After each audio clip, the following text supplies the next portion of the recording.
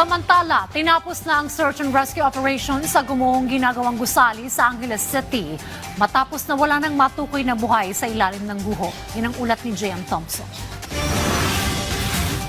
Mula search and rescue operation, nagsisimula na ang retrieval operation sa gumuhong gusali sa Angeles City, Pampanga. Matapos gumamit ang mga rescuers ng mga equipment para makapag-detect ng buhay sa gumuhong gusali kagabi. Gayon din ang pagtulong ng mga rescue dogs upang matukoy kung may natitira pang buhay sa lugar. Bigo pa rin silang makakuha ng anumang palatandaan. Pagdesisyonan po ito after nung briefing last night kasama ang Pasig City LGU. Ginamit po yung kanilang life locator equipment. Yung pong pinaka-final testing nila na ginanap po last night around past 6 p.m. Naging consistent na po yung kanilang findings using the life locator indicating no signs of life. Nagsimula na ngayong araw ang operasyon sa pagsasaayos ng lugar para sa retrieval. Para sa kaligtasan ng lahat, pinalalayo muna ang ilang kawani ng ahensya at media sa gumuhong gusali.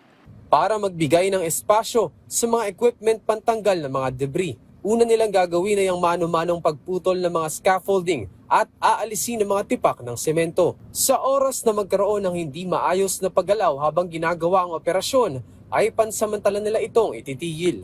Before we could clear that, we also need pa rin ng extra precaution, no?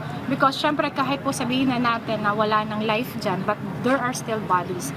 Hindi po natin gugustuhin na ma-wreck din yung katawan ng mga bodies. Kailangan pa rin po natin silang i-retrieve.